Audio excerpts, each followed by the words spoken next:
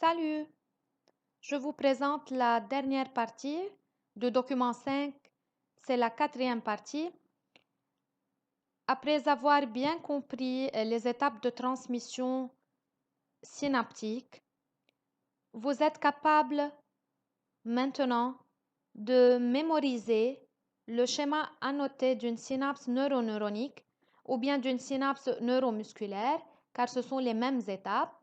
Et donc, vous êtes capable maintenant de redessiner ce schéma sur vos cahiers, de bien l'annoter et de mémoriser les annotations. Donc, voilà l'élément présynaptique. Ici, c'est l'arrivée d'un potentiel d'action présynaptique. Si on vous demande de citer les étapes, alors vous les citez. 1. Arrivée d'un PA présynaptique. 2.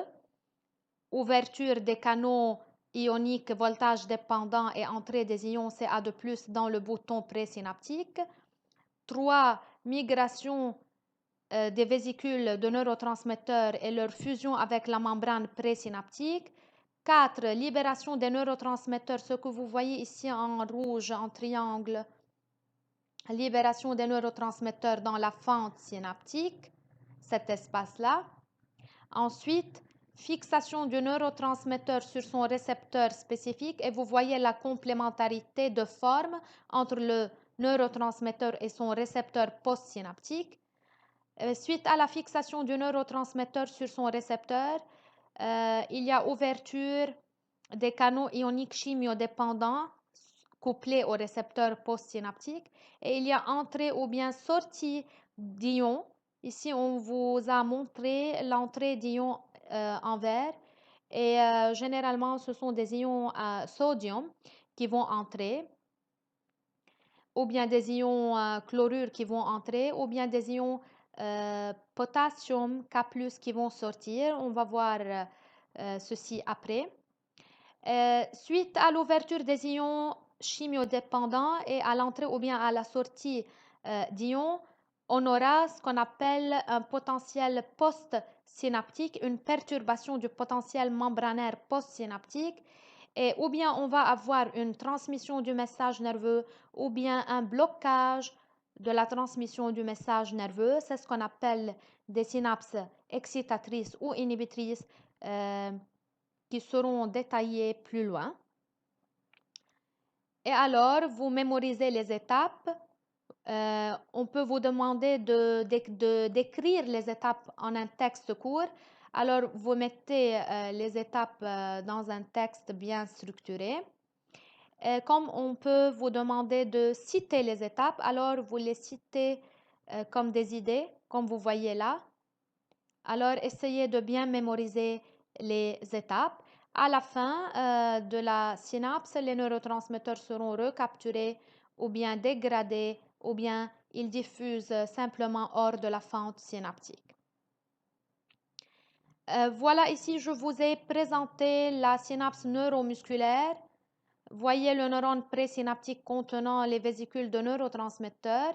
Et vous voyez ici la membrane du muscle et les mitochondries ici et les fibres musculaires qui sont les cellules musculaires. À savoir que le neurotransmetteur spécifique des synapses neuromusculaires est l'acétylcholine. L'acétylcholine, c'est le neurotransmetteur qui se fixe sur ses récepteurs au niveau des muscles squelettiques, des muscles volontaires, et qui va causer la contraction du muscle et donc la propagation du message nerveux. Voilà ici le schéma au microscope électronique. Vous voyez ici les vésicules de neurotransmetteurs d'acétylcholine. Vous voyez ici la fente synaptique qui sépare le neurone moteur et le muscle là. Et vous voyez la membrane ici du muscle, de la cellule musculaire. Vous voyez ici les mitochondries. Vous voyez ici les fibres contractiles du muscle. La fixation de l'acétylcholine sur le muscle va aboutir à la contraction du muscle et donc le message nerveux passe du neurone moteur vers le muscle. Maintenant, quelle est la nature du message nerveux? Au niveau du neurone présynaptique, c'est un message électrique, c'est un potentiel d'action. Au niveau de la fente synaptique, c'est un message chimique à travers des neurotransmetteurs qui sont libérés dans la fente et qui vont se fixer sur le neurone postsynaptique. Et cette fixation va aboutir à la création de nouveau d'un message électrique qui est un potentiel membranaire postsynaptique.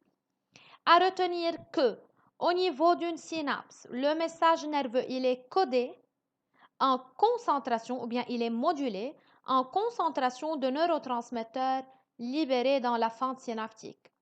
Vous avez déjà vu qu'au niveau d'une fibre nerveuse, d'un neurone, le message nerveux il est codé en fréquence de PA. Ça veut dire lorsque l'intensité de stimulation augmente, la fréquence des PA augmente au niveau du neurone présynaptique ou bien au niveau du neurone postsynaptique. Concernant la concentration des neurotransmetteurs, lorsque l'intensité de stimulation augmente, la concentration des neurotransmetteurs libérés dans la fente synaptique va augmenter. Et alors, la fréquence des PA postsynaptiques va aussi augmenter. Donc, il y a un certain lien entre le PA qui arrive, la concentration des neurotransmetteurs libérés, ainsi que la fréquence de PA présent au niveau de la membrane postsynaptique. Donc, vous devez retenir ces informations-là. Et merci de votre écoute. C'est tout concernant le document 5. On va voir dans le document 6 en détail les synapses excitatrices et inhibitrices et comment se transmet le message dans ces synapses-là. À bientôt.